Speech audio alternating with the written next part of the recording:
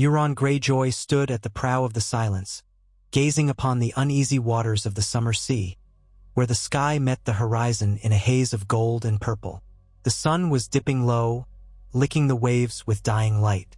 Behind him, a flotilla of iron-borne ships rocked in the gentle swell, and in the distance, the silhouettes of foreign vessels could be seen.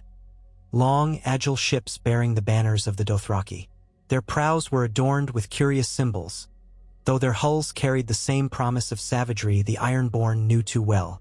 Euron's lips curled into a satisfied smile. He had come far to parley with the Horse Lords, and what had been sealed that day was an alliance that would reverberate throughout the Seven Kingdoms. He breathed in the brine-soaked air, recalling the metallic taste of blood and the heady rush of battle that had shaped his life. This was only the beginning. He turned to face his men, those who still held fear and awe in equal measure for the Crow's Eye. His cloak fluttered in the sea wind, revealing the well-worn leather and steel of his reaver's garb. For a moment, he allowed himself to savor this sense of power. He had wrested the sea-stone chair from his squabbling kin. He had ventured east to the lands of Essos, leaving behind the scattered, uncertain politics of the Iron Islands. His purpose was grander than reaving the coastlines for paltry treasure. He wanted a throne that would make the sea-stone chair seem like a child's stool. One of his lieutenants, a man named Euron Pike, cleared his throat. The Ironborn waited, eyes scanning Euron for command. Each man there had known victory and loss under the banner of House Greyjoy, but Euron's cunning lured them all. He was no man's fool, and he was not afraid to play with dark powers.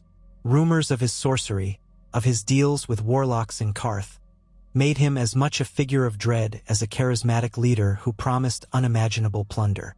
"Captain," Euron said, his voice uncertain, "the Dothraki expect us on their shore by dawn." Euron cast his gaze over the horizon where the Dothraki Khalasar made camp on the mainland. They had never before been oceanfarers, but the enticements of Euron Greyjoy were many. He had found a Khal who yearned to cross the salt water, to bring the hooves of the Dothraki horses to soil never before touched by their kind, to find a land with new cities to sack, new idols to smash, new treasures to claim. The Dothraki had always been unstoppable in open fields, but Euron would show them a different path. The power of the sea, the shock and fear that came with swift naval assaults.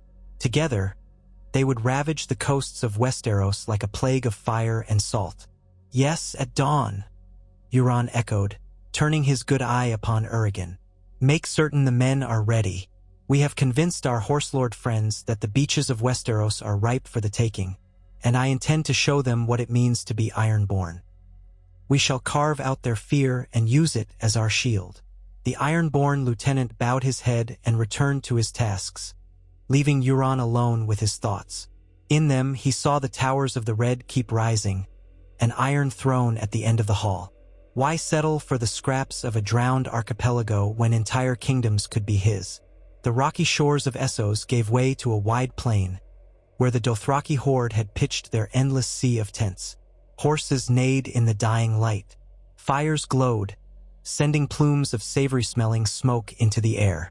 Spits turned with roasting goat, lamb, and horseflesh.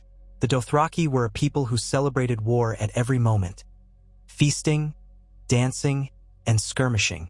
At the center of this colossal encampment, a ring of bronze bells tinkled from the braids of proud warriors. Their Khal, a man named Khal Sirhav, awaited Euron with quiet anticipation. Unlike other Khals, Sirhav had been introduced to certain temptations by this strange Westerosi reaver. The promise of gold, yes, but more than that. The promise of conquest in a land known for knights and castles and lords trembling behind their walls. Euron had told him tales of cities built of stone, not mud.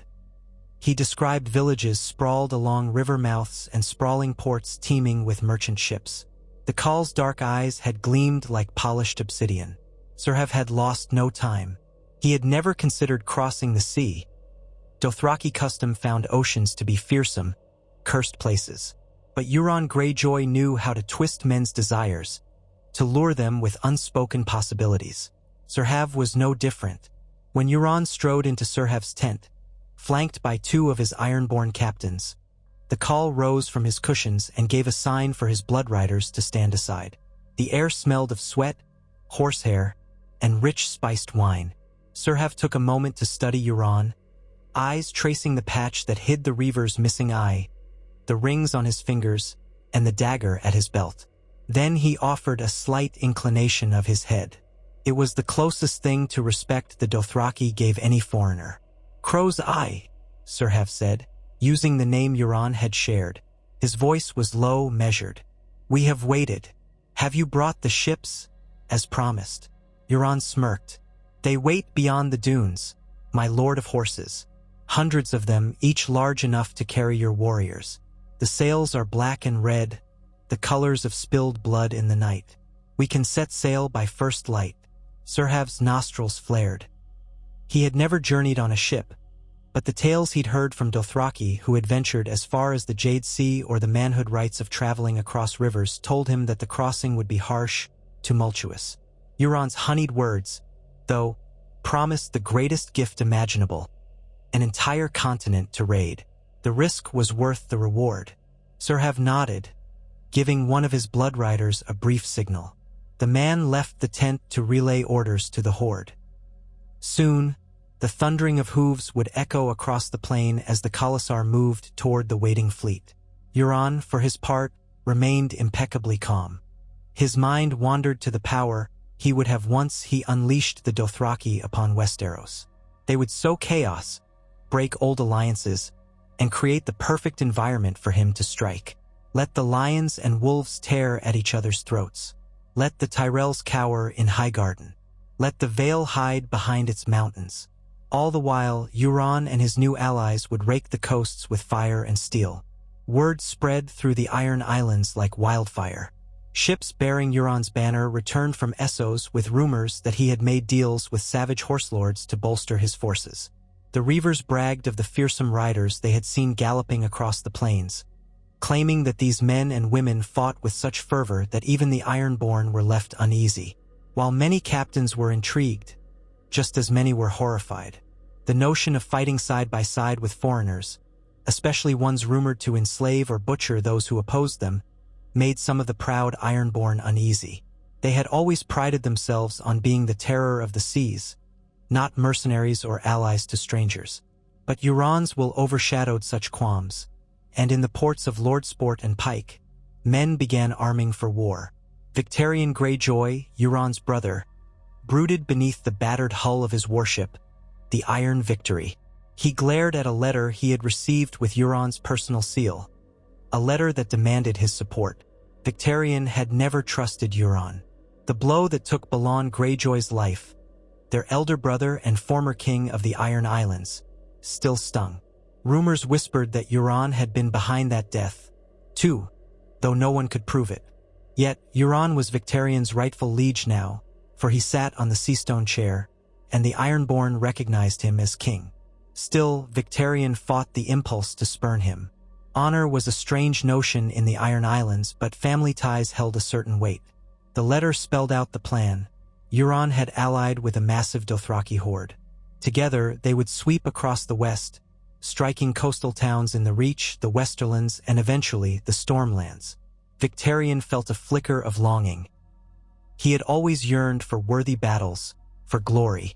Perhaps, he thought, an alliance with these Dothraki was sacrilege to some, but the spoils might be legendary. He folded the letter and stroked his thick beard. Duty and ambition waged war in his heart, but at last he placed the letter in his trunk and rose. Whether he liked it or not, the Ironborn would heed Euron's call. Victarion would muster his own men, gather ships, and sail to meet his brother. He would do as commanded, even if it meant unleashing a horror upon Westeros the likes of which had never been seen. Dawn arrived in a smear of pink and orange across the horizon, and the Dothraki horde rode to meet Euron's fleet. The horses whinnied as they crested the dunes, some of them rearing at the sight of so many ships. Many of the Dothraki warriors clutched their araks, scanning the lines of black sails with suspicion. They had always despised the poison water.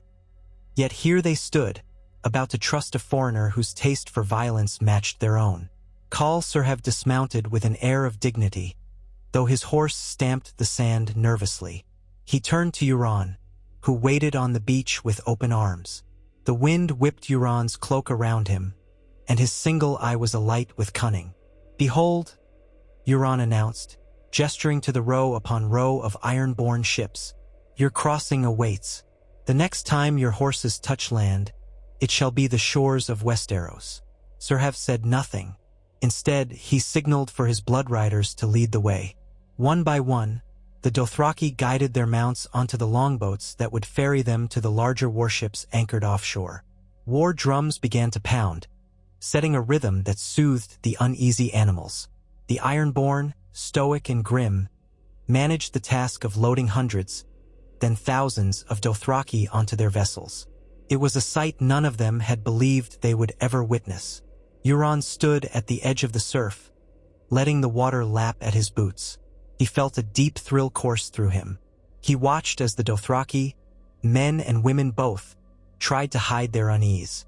He saw the raw excitement in their eyes, the burning desire to test their steel against new foes. Let them come, Euron thought. Let them taste salt, steel, and the fear of an unprepared continent. Then he boarded the silence with his own retinue. The great black sails unfurled, revealing the red kraken of House Greyjoy. The ships pulled away from the shore, and the crossing began in earnest. Euron looked back at the receding coastline of Essos. He might never return, and he found that he did not care. Westeros, with all its crowns and thrones, beckoned.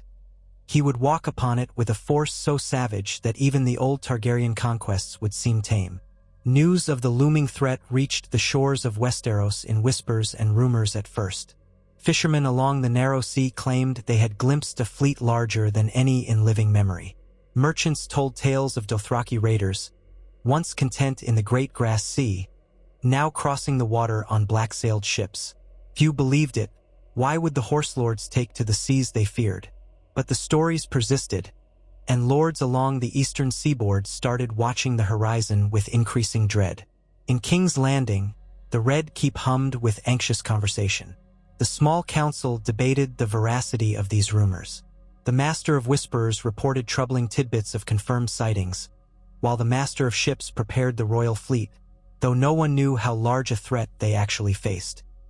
The king, young, untested, sat the Iron Throne, brow furrowed as he listened to arguments. Some counselors suggested dispatching envoys, but the more pragmatic demanded mustering the Royal Navy at Dragonstone and Blackwater Bay. Behind closed doors, the hand of the king, Lord Edric Rosby, quietly panicked. He had not expected a threat of this magnitude so soon into the young king's reign. The War of the Five Kings had concluded years before, and the realm was still recovering from the chaos. Famine and plague had followed. Just when the people began to rebuild, the specter of invasion from the sea loomed. Lord Rosby's mind turned to the formidable houses that might stand against such a threat. The Tyrells with their wealth and farmland, the Lannisters with their gold and cunning, the Tullys with their strategic riverlands, the Arryns behind the high mountains. Yet, if the Dothraki truly landed on the shores, who among them could stand against a tide of savage horsemen backed by the Ironborn fleet? Not for the first time, Lord Rosby cursed the machinations of Euron Greyjoy. He had heard of the man's ambitions, his reputed knowledge of dark arts, his hunger for power. This alliance with the Dothraki was precisely the sort of madness Euron would engineer, a vow to bring terror to the realm. Messengers were sent in all directions, urging lords to bolster their coastal defenses. Letters flew like startled ravens to Old Town, to Lannisport, to Storm's End. The king commanded it, though no one knew if it would be enough. For how could they truly prepare for the unknown? The crossing took longer than Euron would have liked, but the weather was kind. Storm clouds threatened on the second day at sea, only to scatter under a blazing sun. The Dothraki, packed into the holds with their horses, fared poorly. Many retched into buckets, and the stench of vomit and manure hung in the cramped air. More than a few had to be restrained from trying to stab the ship's hull in a desperate attempt to escape the unsteady tilt of the waves. The Ironborn laughed grimly at these outbursts, enjoying the misfortune of their new allies. Yet, with each passing day, the Dothraki became more accustomed to the rolling deck beneath their feet, more eager to reach their destination and unleash their pent-up wrath. Euron rarely left the Silence's deck. He reveled in the hush of the open sea, the sense of unstoppable power that came from guiding so many men under his thrall. At night, he stood under the star-filled sky, gazing at the constellation the sailors called the Kraken's Daughters, and felt a strange kinship with the emptiness of the cosmos. If the gods existed, he would defy them all. He had faced storms, curses, and an entire ocean. Now, he was shepherding a legion of savage warriors across the deep to conquer a land that had never known a combined force so ruthless. He slept little, driven by a thirst for domination that no rest could quench. When he did drift into slumber, he dreamed of black water lapping at the steps of the Red Keep, of the Iron Throne with twisted tentacles of metal. In some visions, he saw the drowned god rising from the ocean depths to crown him. In others, he heard the ringing of Dothraki bells accompanying the cries of crows. Each dream ended the same way, Euron laughing at a world in ashes. On the seventh day, the coast of Dorne came into view, a faint line of brown and green on the horizon, growing steadily larger. Euron took in the sight with a predatory grin. They had traveled farther south to avoid the watchful eyes of King's Landing, planning to strike where defenses were historically thinner. He knew the Dornish were formidable in their deserts and mountain passes, but their coastline was long, and he doubted they had a fleet capable of matching his. Moreover, the Dothraki would be at home in the arid climate once they got inland. This was but the first step, a foothold from which they could move north. Khal Surhav joined him at the prow, unsteady but determined. He gazed at the looming coast. The Khal's eyes gleamed. He knew little of Dorne, but he saw open land, scattered villages, and a chance to test his steel. He turned to Euron. "Soon," he said, his tone thick with excitement, "our horses will run free again." Euron nodded. "And your riders will taste the blood of new foes. See how the coast is unprepared? We will land, strike swiftly. Let their lords panic. Let them send word for help. By the time they muster, we will be gone or too numerous to challenge." Surhav grinned, baring teeth stained by the sour wine he had taken to drinking on the ship. He liked the idea of a swift, merciless attack. The Dothraki valued the surprise and ferocity of a sudden assault. They would ride down all who fled. The Ironborn would plunder the rest.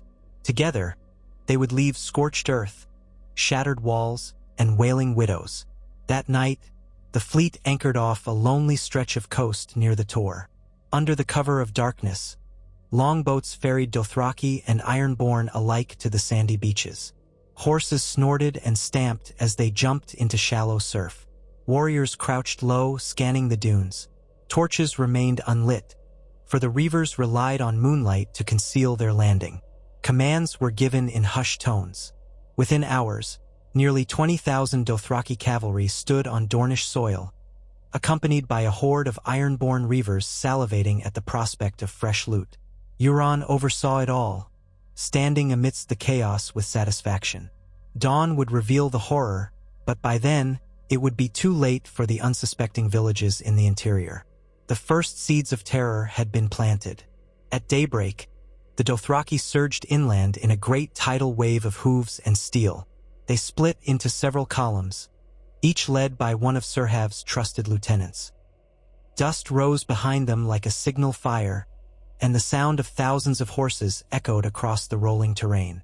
Farmers and small folk had no time to flee or barricade themselves.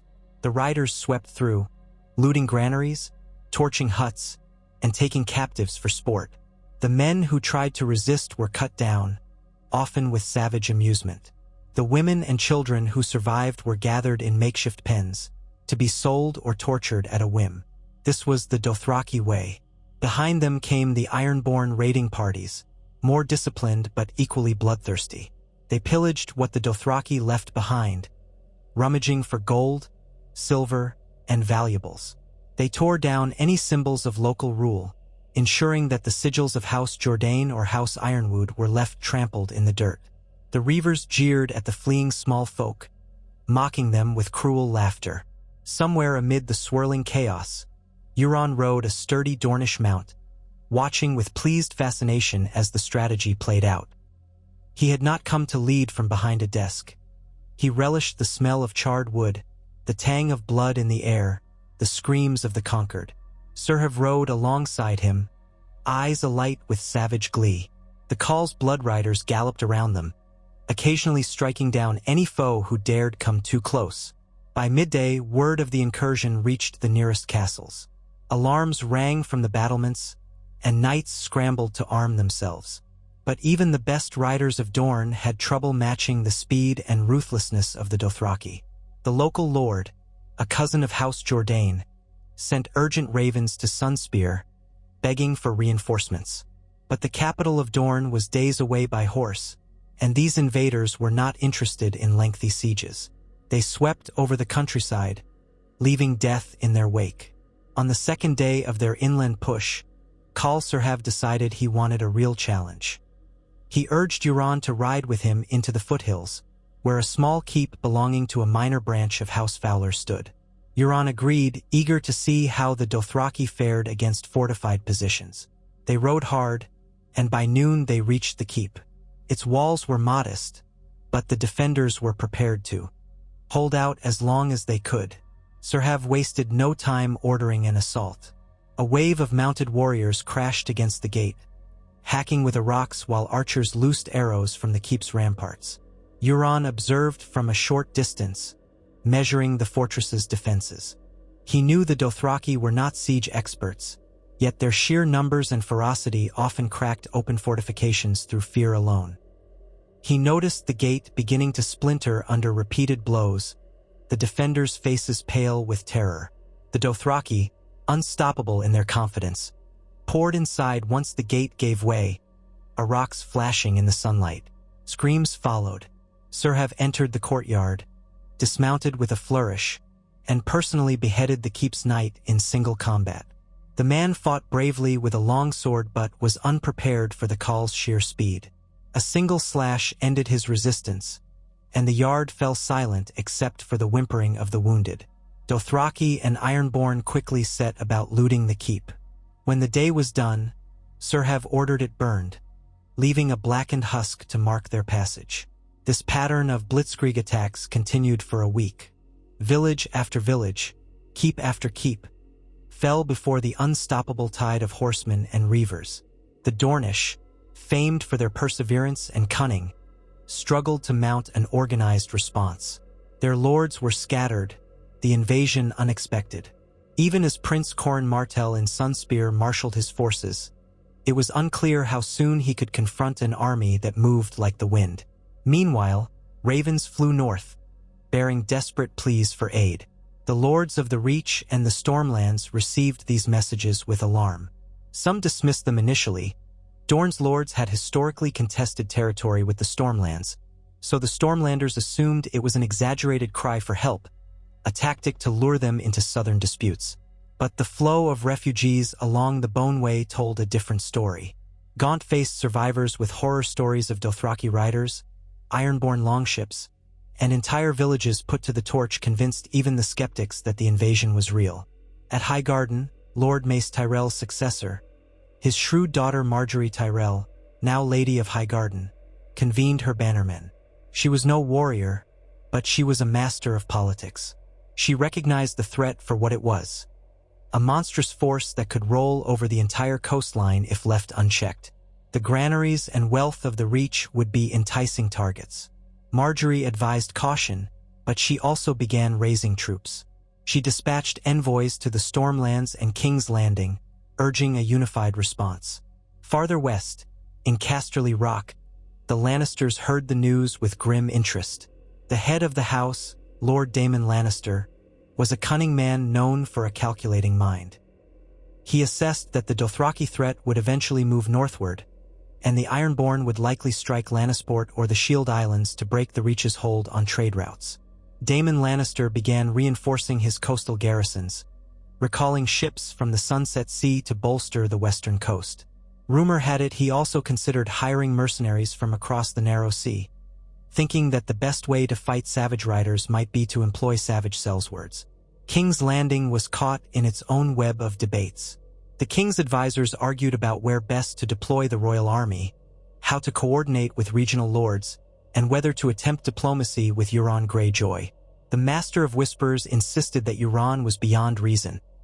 Reports from Essos suggested he had dabbled in dark magic, that he had mutilated warlocks, that he thrived on cruelty.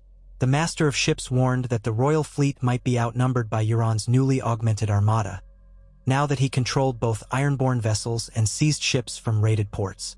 Thus, the realm wrestled with indecision, as the unstoppable wave of raiders surged up the coast. Euron's ships did not remain idle while the Dothraki ravaged Dorne. The Ironborn used their command of the sea to strike at will along the coast, raiding small ports and fishing villages. Wherever they found a harbor, they sowed destruction, carrying off riches and slaves. In some places, they faced hastily assembled garrisons, but these were typically outmatched by the Ironborn's naval prowess and the Dothraki's swift cavalry. The combined forces adapted to a brutal new strategy. The Ironborn would land on a beach, draw out local defenders, and then the Dothraki would appear inland to encircle them. Few escaped the noose. Khal Sirhav delighted in the synergy of land and sea warfare. He had to admit Euron was a brilliant strategist, cunning beyond the usual maritime raid. Sirhav's blood riders, who had initially mocked the Ironborn for their dependence on ships, learned to respect their cold efficiency. When Sirhav and Euron met to discuss future plans, they found they shared a startling similarity: a disregard for the laws of men, an appetite for cruelty, and a willingness to destroy anything in their path for power and glory. Euron, for his part, relished the trust he was slowly earning from the Khal. He fed Sirhav's ambitions, telling tales of the great plunder to be had if they moved beyond Dorne.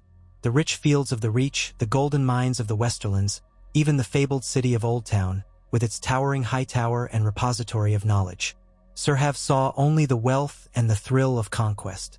Euron saw a path to the Iron Throne. Let the realm crumble under the weight of panic. Let every lord scramble to protect his own lands. Then Euron would stride in as the architect of Westeros's downfall, forging a new empire in his name. Near a smoldering ruin that had once been a bustling trade village, a young Dornish woman named Nemela Sand crouched behind a half-collapsed wall, clutching a short spear. She was a bastard of House Euler, orphaned and adrift when the Dothraki and Ironborn had razed her village. She had hidden through the worst of the slaughter, eyes fixed on the braids and bells of the Dothraki as they galloped through the streets. Her mother's screams had been cut short by an arak, and her father had died trying to shield them from a pair of Ironborn raiders. Nemela had seen too much blood, too much horror for one day, but rage thrummed inside her. She waited until the sun dipped low, casting long shadows across the debris. The Dothraki had begun to leave, carrying their spoils further inland. The Ironborn lingered a bit, rummaging through the remains for anything of value. Nemela spied a lone raider, separated from the others, hunched over a broken chest. Grief and fury overtook her. She crept closer, heart pounding. Then, with a suppressed cry, she drove her spear into the man's back. He sputtered in shock, tried to reach for his sword, but she twisted the spear and ripped it free. He collapsed in a heap. She stood over the body, chest heaving, tears leaving trails down her dust-covered face. She was no warrior, just a girl who had grown up near the water, practicing the spear as sport. Yet, in that moment, she felt a grim satisfaction. She knelt to take the man's dagger, ignoring the blood that smeared her hands. Footsteps and muffled voices sounded nearby. Nemela realized she had no time to linger. She fled, darting between collapsed buildings until she reached the cliffs overlooking the sea. The cold wind stung her cheeks. She spotted a half-burned fishing boat beached below, battered but perhaps still seaworthy. With determination fueling her, she scrambled down the rocks, found a half-scorched oar, and shoved the boat into the surf. She rowed for hours, guided by the flicker of distant fires along the shore. Her arms burned, her tears mingling with salt spray. She did not know where she was headed, only that she refused to become another victim. Perhaps, she thought, she would reach a friendly castle or a hidden cove. Or maybe she would be swallowed by the sea. But she had taken her first step in avenging her family, her home. A glimmer of purpose cut through her despair. If she survived, she swore to strike back in any way she could. Days bled into weeks as Euron and Serhav consolidated their hold on parts of coastal Dorne. They had not bothered to lay siege to Sunspear itself, deeming it too large a fortress to conquer without more resources. Instead, they devastated the surrounding lands, forcing Prince Corran Martell to remain behind his walls, unsure of how to strike effectively. The Dothraki, always restless for more plunder, began turning their gaze northward. The name Highgarden soon danced on the lips of Serhav's warriors, for Euron had spoken of its vast wealth and fertile fields. The Khal wanted to see these famed gardens trampled under the hooves of his stallions. The question was how to reach the Reach. Traveling overland risked running into organized Dornish resistance in the passes, or crossing the treacherous Red Mountains. Sailing further up the coast might be swifter, but it came with its own perils, for the royal fleet or Tyrell ships could intercept them. Euron weighed these concerns and hatched a plan. They would split their forces. A portion of the Dothraki would ride west through the Prince's Pass, sowing chaos in the Dornish hinterlands, while Euron led the main fleet north, hugging the coast until they reached the mouth of the Mander. There, the Dothraki could rejoin him, crossing the river by fords or utilizing smaller vessels. Serhav agreed, eager to see if the famed Tyrell cavalry could match the Dothraki in open combat. The Khal left a small contingent to keep Dornish forces pinned in place, then led the bulk of his riders toward the passes. Euron took the Silence and a multitude of ironborn ships, ferrying thousands more Dothraki warriors who preferred the sea route or whose horses needed rest. Their combined strategy would test the unity of the Southern Lords. Could Dorne, the Reach, and the Stormlands coordinate a defense before the wave of violence reached them? Euron doubted it. He knew well that fear and distrust lingered among the noble houses. Thus, the unstoppable alliance advanced. Word of the atrocities in Dorne had spread throughout Westeros. Refugees fled by the thousands, choking the roads leading north. Camps sprung up outside Storm's End, Summerhall, and even as far as the outskirts of King's Landing.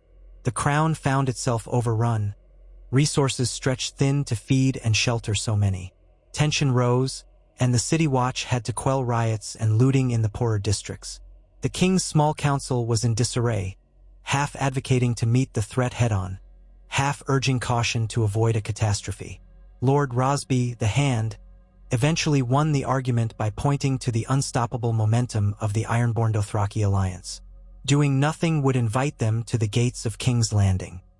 He sent a royal decree to the High Lords, summoning them to form a grand host near Summerhall. The idea was to march south in a united front, block the passes, and trap the invaders. But coordination across the realm was slow and fraught with politics.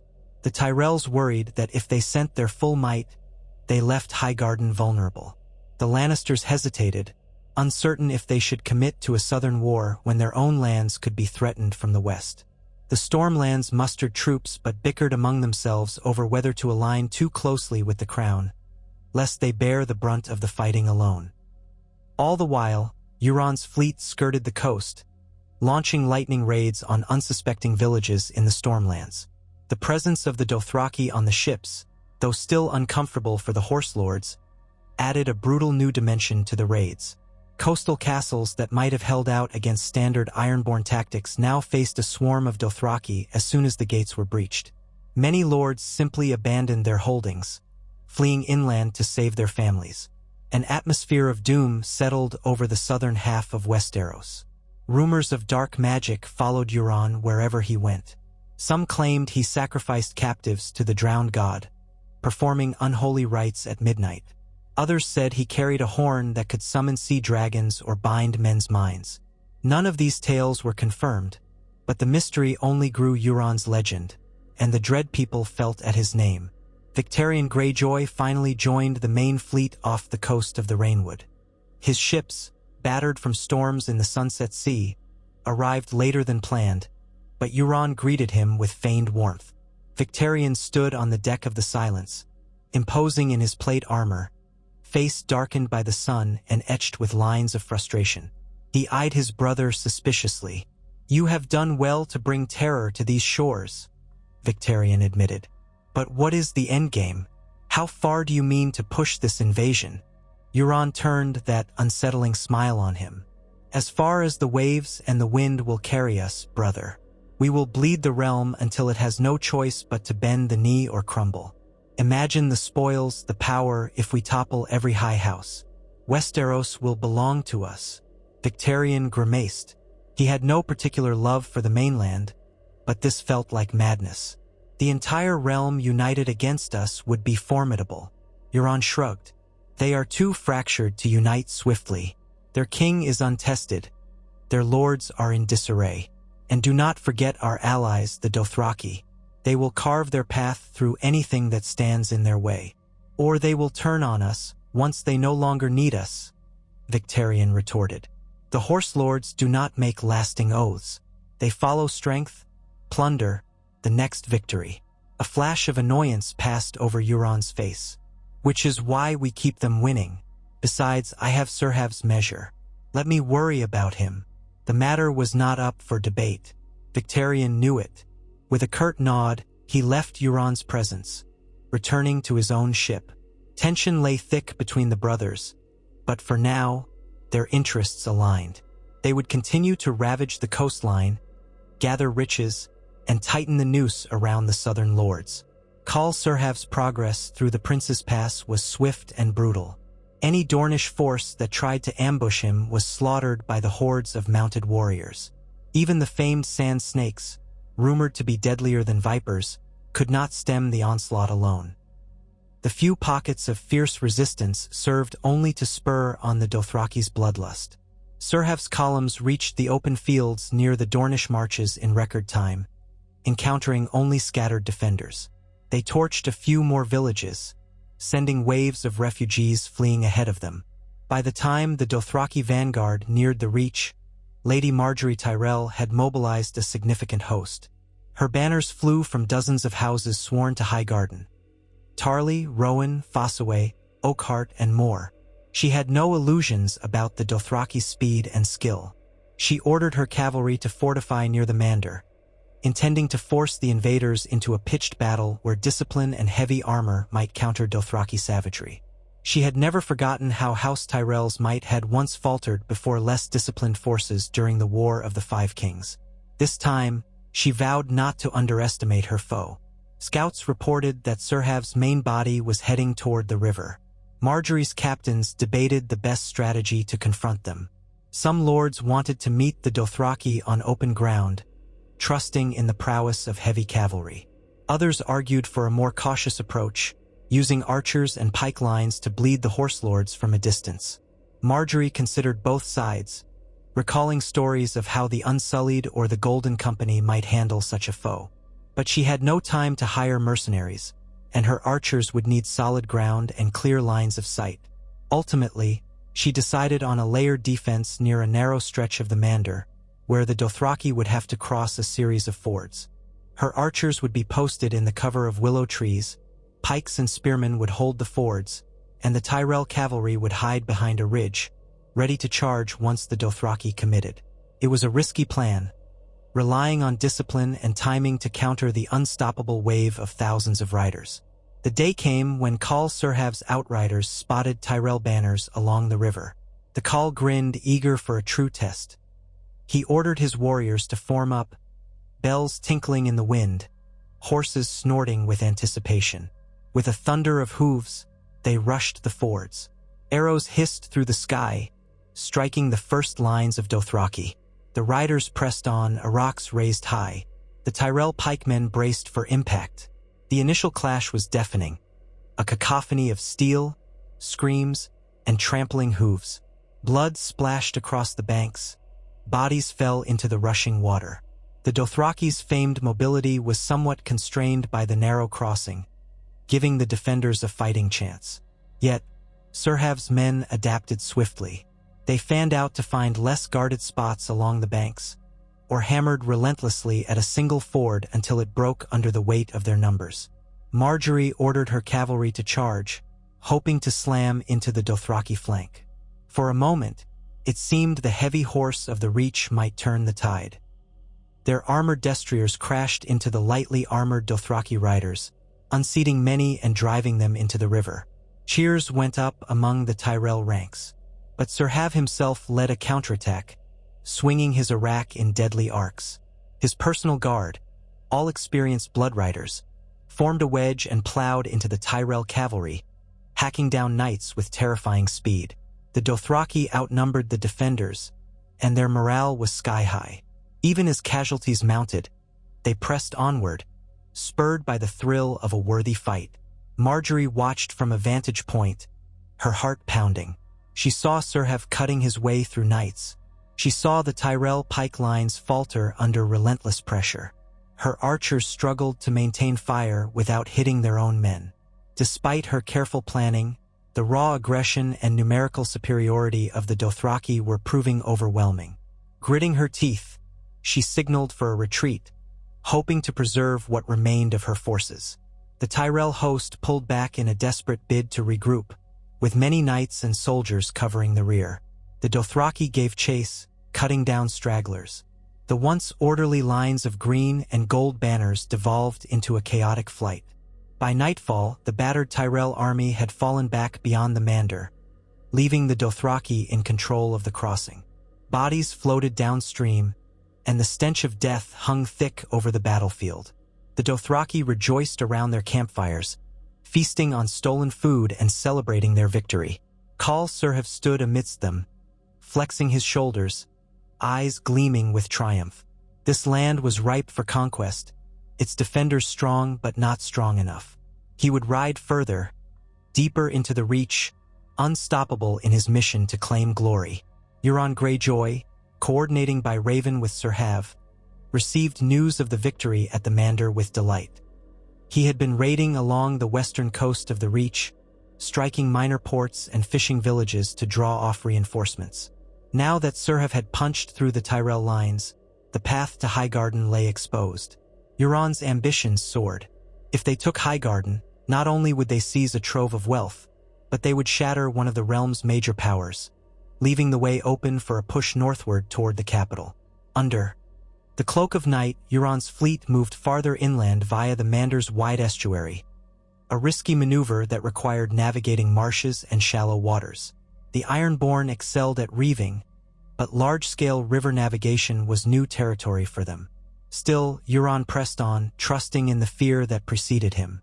He aimed to rendezvous with Sir Hav near a small river fortress, from which they could launch an assault deeper into the heart of the Reach. All the while, across Westeros, the scale of the catastrophe became undeniable. The king and his council finally saw that piecemeal resistance would not suffice. Lords from the Vale, Riverrun, and even the north debated sending forces south, though they doubted they could arrive in time to halt the invasion. The Vale, protected by mountains, and the north, separated by great distances, had little immediate fear of being next, but they recognized that if the south fell, Westeros would be thrown into chaos. In the Riverlands, Lord Tully was among the first to dispatch a sizable contingent of archers and pikemen to assist the Tyrells, traveling by barge down the Green Fork and then overland. Their progress was slow, and many wondered if they would arrive too late. War was on the wind, the likes of which the realm had not faced since Aegon's conquest, or the doom of old Valyria, if the dire whispers were to be believed. As Euron and Sir Hav prepared for their next grand offensive, rumors of a new threat emerged. Whispers said Daenerys Targaryen, once the mother of dragons, had traveled across the sea again. Or maybe it was another Targaryen claimant. Accounts varied, but the realm had always been haunted by the specter of dragonfire. Some insisted the only hope of repelling the Ironborn Dothraki tide was dragonflame from above. Others called it a false rumor. Regardless of any Targaryen illusions, Euron pressed forward. After weeks of coordinated raids, the alliance was on the verge of launching the decisive blow against Highgarden. Sir Hav's riders were gathered just south of the great fortress, while Euron's fleet blockaded the Mander, preventing trade or reinforcements by river. Inside Highgarden, Lady Marjorie Tyrell and her remaining knights fortified the walls. The keep soared above a sea of sun-dappled roses and orchards, though these fields were now trampled or burned. Refugees filled the outer courtyards, and food stores dwindled. The Tyrell host was fractured. Part of it had been lost at the Mander, part still held lines at other strategic points in the Reach. Margaery knew she would receive no immediate relief. She stood on the battlements, gazing at the distant plumes of dust where the Dothraki gathered. She felt the weight of her house's legacy on her shoulders. Would she be the one to lose the cradle of chivalry and bounty to a foreign horde? Euron's catapults, hauled by captured wagons, began lobbing stones at Highgarden's walls. Dothraki riders performed terrifying displays of horsemanship within sight of the gates, letting the defenders know they were hopelessly outnumbered. Lady Margaery's archers returned fire, but it was a token effort. The alliance had the advantage of both mobility and siege equipment. Even the famed walls of Highgarden could not stand indefinitely without reinforcements. The siege stretched on for days, but Euron knew speed was key. The longer he spent battering Highgarden, the more time the rest of the realm had to muster and respond. He pressed Sir Hav to launch a full-scale assault, leveraging the Dothraki's numeric superiority. The call complied, though siegecraft was not the Dothraki's strength. They were used to walls that crumbled before them, or cities in Essos that lacked Western engineering. But Euron had provided them with stolen Westerosi siege towers and battering rams. Clumsy as the Dothraki might be with these contraptions, the defenders could not hold back the sheer force of the onslaught forever. On the morning of the final assault, the Dothraki advanced in waves, pushing siege towers made of hastily nailed timber. Arrows rained down from the ramparts, felling many, but more surged forward. In the bailey, Euron's Ironborn hammered at a postern gate. A monstrous ram, fashioned with the skull of a giant sea creature, crashed against the reinforced wood. Margaery Tyrell stood on the walls with a heavy crossbow, flanked by a handful of knights. She had long cast aside the veneer of courtly grace. Her hair, once meticulously tended, was matted with sweat. Dark circles hollowed her eyes. She fired bolt after bolt at the invaders, cursing their audacity. Her men fought bravely, but the towers reached the walls. Dothraki swarmed onto the parapets, hacking down defenders. Within hours, the outer defenses crumbled. Retreating deeper into the fortress, the Tyrell forces fought desperately to protect their lady and the heart of Highgarden. But there was no relief in sight. Euron Greyjoy himself strode through the gates once they were forced open, a twisted grin on his face. Blood speckled his cloak and armor. He barked orders to his men to spare none but Margaery, who he intended to capture. In the courtyard, the final showdown took place.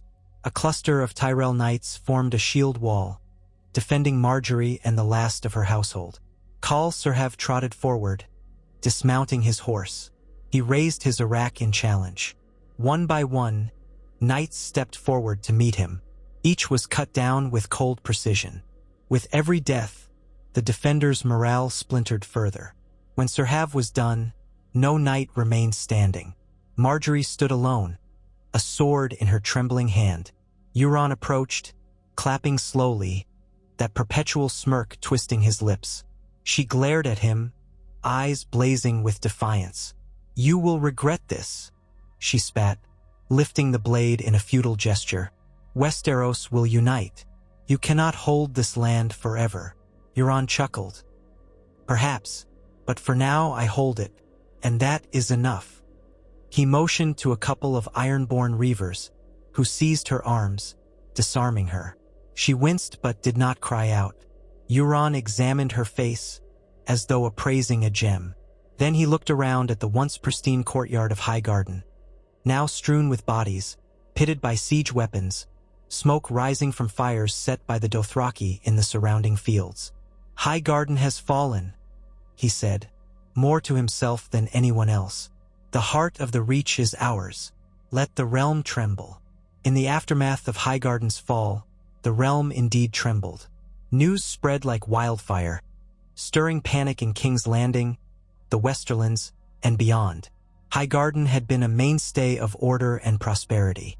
Its downfall signaled that no region was safe. The magnitude of Euron and Serhav's alliance could no longer be brushed aside. Even the Lannisters, perched in their rock fortress, felt a sliver of dread. If Highgarden could fall, so could Casterly Rock, so could King's Landing. Euron set up a temporary seat of power in the battered castle, mocking House Tyrell's banners by having the Kraken of House Greyjoy stitched over them. He paraded Margaery Tyrell through the courtyard in chains, letting the Dothraki jeer at the once proud lady. Quietly, he made sure she was kept alive, for there were many ways to ransom or use her as a bargaining chip in future negotiations. Khal Serhav, meanwhile, reveled in the riches seized from Highgarden's vaults. His warriors drank from the wealth of the cellars, gorged on the storerooms of food, and broke priceless artifacts in drunken rampages. Euron allowed it, for he needed Serhav's men content if they were to continue the campaign. However, he noticed that the lines between the Ironborn and Dothraki were starting to blur. Brawls broke out over loot, captives, or perceived insults. Euron quelled these with brutal reprisals, hanging Ironborn or Dothraki troublemakers as examples. He knew the alliance was precarious, held together by success and fear of his wrath. As soon as they faced a major defeat or if Serhav sensed weakness, the alliance could crumble. Hence, Euron planned the next move carefully. The ultimate prize was King's Landing. But to march on the capital would require an even larger force and surety that the realm's major houses would not unite against him en masse. He dispatched ravens to other regions, offering alliances or sowing discord. In the Westerlands, he tempted certain disgruntled lords with promises of spoils if they betrayed House Lannister. In the Crownlands, he promised safety for those who bent the knee before the Ironborn Dothraki horde arrived. Whispers of black magic accompanied these letters, rumors that Euron could curse those who defied him. Yet, as unstoppable as Euron felt, shadows of doubt began to loom.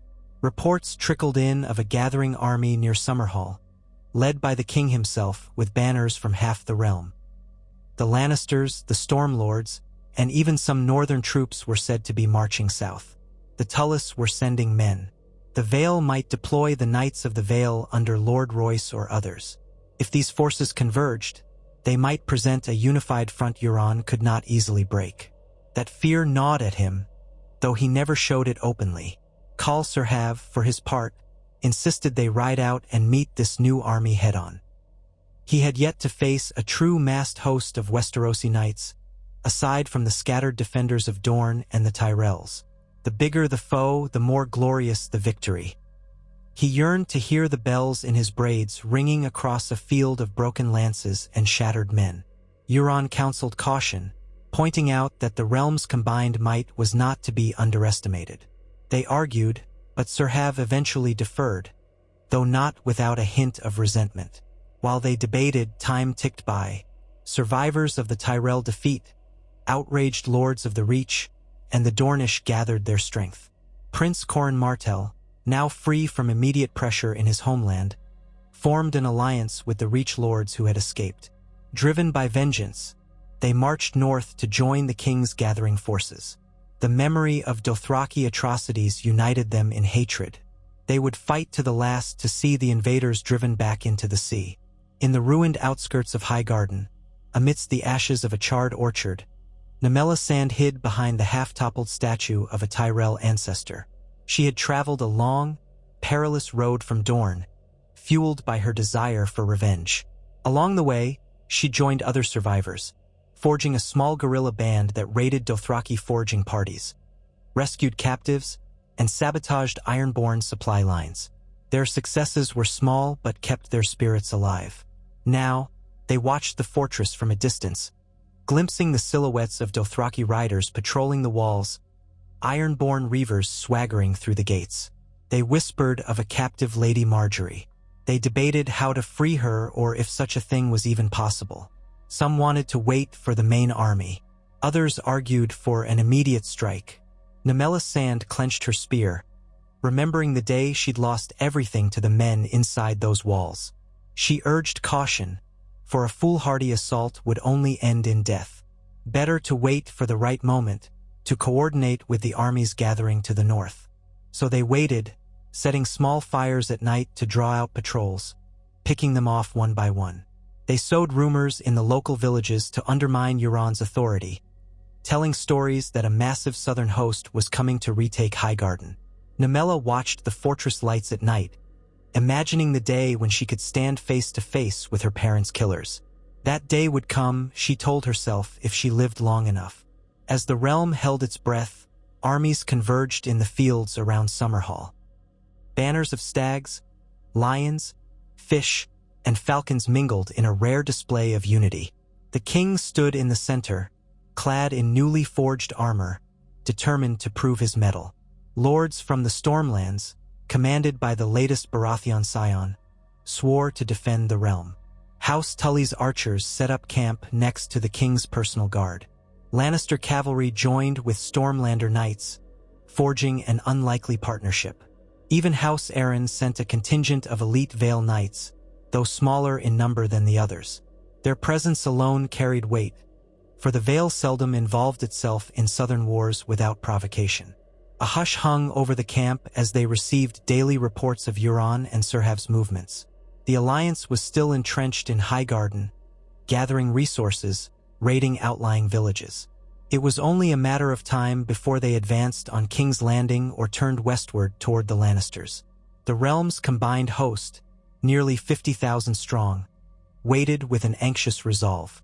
Many questioned if even that number would be enough against the savage horse lords and the cunning Ironborn. Finally, word came that Euron was on the move. Scouts reported that the Dothraki had begun to depart from Highgarden, with Ironborn men-at-arms in tow. They seemed to be heading northeast, possibly aiming for the Rose Road to King's Landing.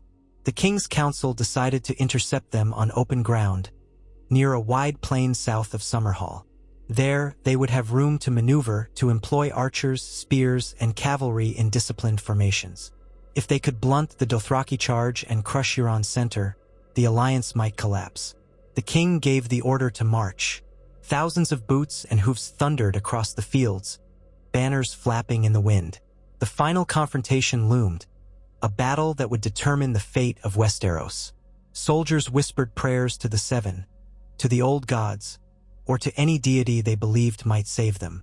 The king rode at the head, flanked by his king's guard in gleaming white armor, the stags and lions trailing behind. In the distance, smoke from the Dothraki campfires smudged the horizon like a dark omen. The realm's defenders pressed on, hearts pounding, determined to meet terror with courage. Euron Greyjoy rode at Khal Serhav's side, surveying the plain where they would soon face the combined might of Westeros. He felt a queer exhilaration, his heart thrumming like a drumbeat. This was the moment he had cultivated for so long. The realm was on the brink of collapse. If they won this battle, King's Landing would be theirs for the taking. If they lost, he would likely be cornered and destroyed. Everything balanced on the edge of a blade. Serhav's eyes burned with excitement. He had never commanded so many warriors in a single engagement. He boasted that their bells would drown out the enemy's war cries, and that the Arrocks would run red with the blood of lords and knights alike. The Dothraki horde, numbering close to 25,000 riders, spread across the horizon in a breathtaking display. Behind them, Ironborn infantry formed ranks, carrying spears, axes, and stolen Westerosi shields. Small catapults and scorpions were stationed on higher ground, aimed at the approaching royal army. In the clear morning light, the two forces beheld each other across the field. The realm's army stretched wide, an imposing line of steel and horseflesh. Banners of great houses rippled in the breeze, a kaleidoscope of color and heraldry. Archers stood ready, swordsmen and pikemen formed disciplined blocks, and cavalry awaited the order to charge. Trumpets sounded, calling the men to ready themselves. The Dothraki began to chant, their voices rising in a guttural roar. Bells jingled, horses pawed the ground, and Serhav raised his arak high. Euron watched the enemy lines, seeking any sign of weakness. He saw men shifting nervously, but also knights with grim determination. This would not be an easy victory. A horn blast signaled the start. The Dothraki charged in a tidal wave of hooves, dust billowing beneath them. Archers from the realm loosed volley after volley, darkening the sky with shafts. Horses screamed and tumbled, riders fell, but the bulk of the horde slammed into the shield walls. The clang of steel on steel reverberated across the plain. Meanwhile, Euron directed the Ironborn to outflank the enemy, sending them around the edges of the melee. The plan was to collapse the realm's lines from the sides, letting the Dothraki break through the center. However, the lords had prepared. Heavy cavalry from the Stormlands and the Westerlands countercharged, meeting the Ironborn with thunderous force. Axes clashed against swords, men and horses toppled beneath the crush. As the battle descended into chaos, Khal Sirhav and his elite blood riders tore through pockets of spearmen, focusing on sowing panic. The realm's archers began to target Sirhav's contingent, but he was too swift, weaving through the fray. The king, at the center of his formation, led a valiant push with his Kingsguard, cutting down Dothraki riders who ventured too close. The ground was soon soaked with gore. Euron spurred his horse along the edge, shouting commands at Ironborn captains to press the advantage. With cunning ferocity, they battered at the realm's flanks. For a moment, it seemed the realm's defenders might buckle under the combined pressure of Ironborn steel and Dothraki cavalry. But then the tide shifted. The Vale Knights, resplendent in shining armor, charged in perfect formation, smashing into the Dothraki flank. The Dothraki reeled from this new angle of attack. Suddenly, Sirhav found himself threatened on two sides. Dismayed, Euron realized the realm's strategy was more cohesive than he'd anticipated. Their cavalry was not scattered but meticulously deployed, weaving in and out of the lines to exploit weaknesses. Their archers, protected by tight spear formations, continued to whittle down the Dothraki numbers. The alliance was taking heavy casualties, and though they inflicted fearsome losses, the defenders seemed to have deeper reserves of men and discipline. Near midday, the sun blazing overhead, the battlefield was strewn with bodies. The clang of steel was deafening, the stench of blood overpowering. Euron saw Sirhav rallying his riders for one last decisive charge toward the king. If they could kill or capture him, the realm might break. Summoning his last reserves, Sirhav and his blood riders thundered toward the royal banner. The king's guard formed a protective ring around their monarch, pikes bristling, archers at the ready. In a moment of fate, Sirhav clashed with the king's champion. Arak met Longsword in a spray of sparks. The champion, a mighty knight from the Stormlands, struggled to keep Sirhav's blows at bay, but the Dothraki was too fast. With a final slash, Sirhav opened the knight's throat, sending him crashing to the ground. The Khal roared in triumph, only to find the king's guard had closed ranks again. Multiple spear points lunged for him. Sirhav parried too, but a third drove into his horse's flank. The animal reared, shrieking, and bucked the Khal off. Before Sirhav could scramble to his feet, a white-cloaked Kingsguard thrust a spear through his chest. The Khal's eyes went wide, blood frothing at his mouth. Bells jangled as he collapsed. The Kingsguard pressed in, finishing off his blood riders. The heart of the Dothraki horde was cut out in that moment. A wave of confusion rippled through the riders. Their leader lost, their momentum shattered. Euron felt his vision blur with fury. Sirhav's death might mean the end of the alliance. He bellowed at his Ironborn to renew their attacks, but without the Dothraki's cohesive force, the tide turned rapidly against them. The realm's knights pushed them back, capturing or slaughtering Ironborn as they tried to hold ground. Seeing the disaster unfold, Euron weighed his options. I'd howled at him to fight to the death, but cunning told him this battle was lost.